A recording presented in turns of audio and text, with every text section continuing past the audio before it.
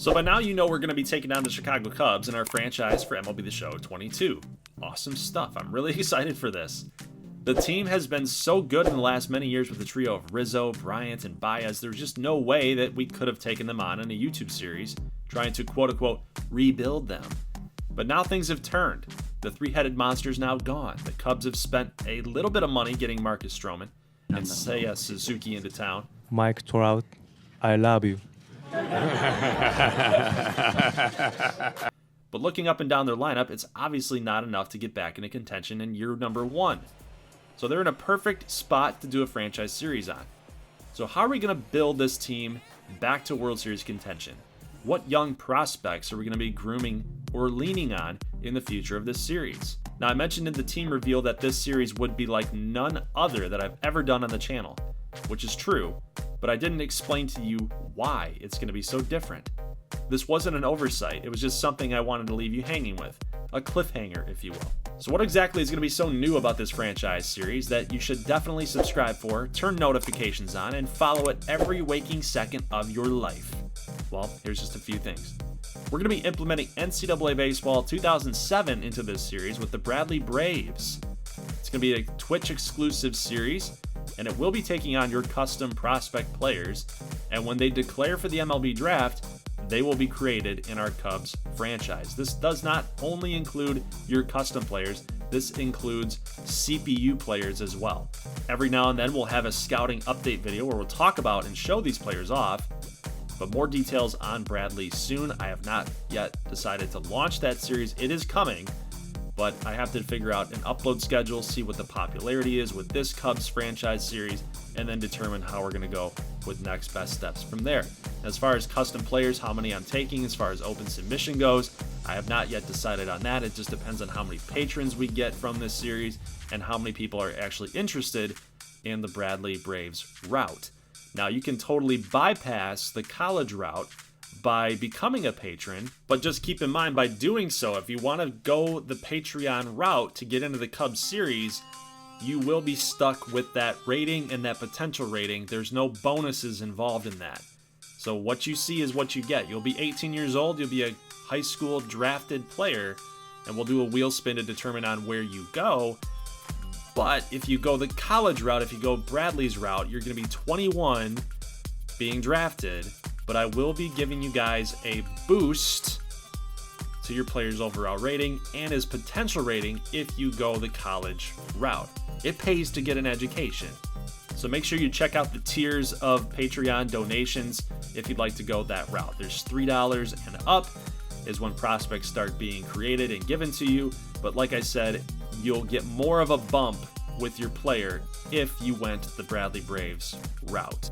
My link to my Patreon is linked in the description and the pinned comment, as well as the Bradley Braves open submission form if you'd like to go that route. We're also going to be tabbing someone who's pretty well known in the Cubs community, and I'm actually really excited about this because it adds an extra element to the series that I've never done before, a sort of collaboration, if you will. Greg Huss, co-founder of NorthSidebound.com, author at Cubs Insider, and co-host of the Growing Cubs podcast. He's extremely well-versed in the Cubs farm system and knows his stuff about Cubs prospects, having spent the better part of the last decade covering them.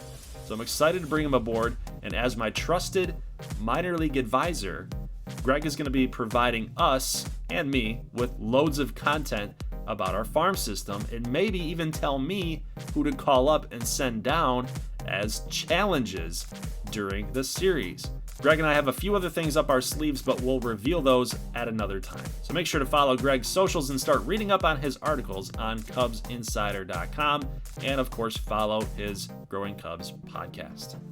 Now, piggybacking off of prospects and analysis, in this series we're also going to be doing deep dive analytics on trade targets.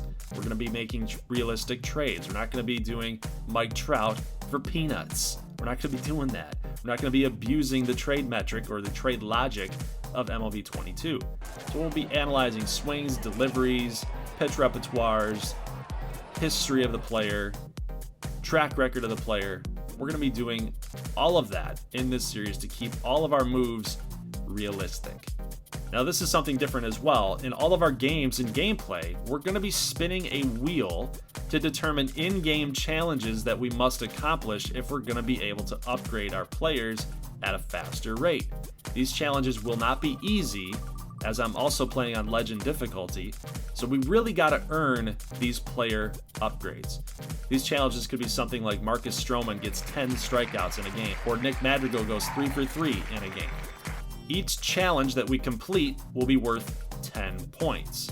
If we reach 100 total challenge points, we'll be able to raise any prospect's potential by 1 grade, or spread these points across our franchise. Now mention I said prospects potential by 1 grade. That does not mean we're going to be upgrading Jason Hayward's potential rating. We're going to be looking at Cubs prospects, real life prospects, or players that we drafted in this series. Now when I mentioned that we can spread these points across our franchise, what I really meant was we have a max amount of 10 attribute points that can be applied to a single player, but no more than 5 in a single attribute category. So in other words, to make this simple and in English, we can upgrade Hoerner's contact against lefties by 5, but we can't use all 10. We can only use 10 points total on a single player. So I can use 10 for Hoerner, 10 for Brennan Davis, 10 for Ortega if I wanted to, which now means because we just used 10 on Hoerner, we now have 90 challenge points left to use. But the same rule applies. Only 10 can be applied to a single player, but no more than 5 in a single attribute. The last thing I want to reveal for now is player locking. Much like March to October, we'll change things up every now and then by player locking some of our Cubs players who are struggling. As we simulate more games than we play, we notice, for example, Nico Hoerner is struggling to hit, we'll player lock him in hopes of busting him out of his slump for a few games and get him back on track. This goes for any player, even custom players, and this will serve more as our minor league type of updates as we player lock our players. So that's all for now. More things to come about this series, about really cool things that we have left in store, but those are the big things for now that we're going to implement on day 1 of this franchise series. So I will see you guys tomorrow to get episode 1 underway. We'll preview the roster. We'll take a look at some of those players that I'm hoping that are going to bust out in our farm system, do a little analysis. Greg is not going to be able to join us to get that video completed in episode 1, but I'm hoping to get Greg here on the next few episodes to talk about our minor league system.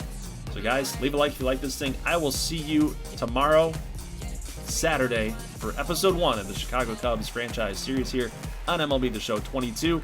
Hope you guys are excited as much as I am about it. Can't wait to get into it with you.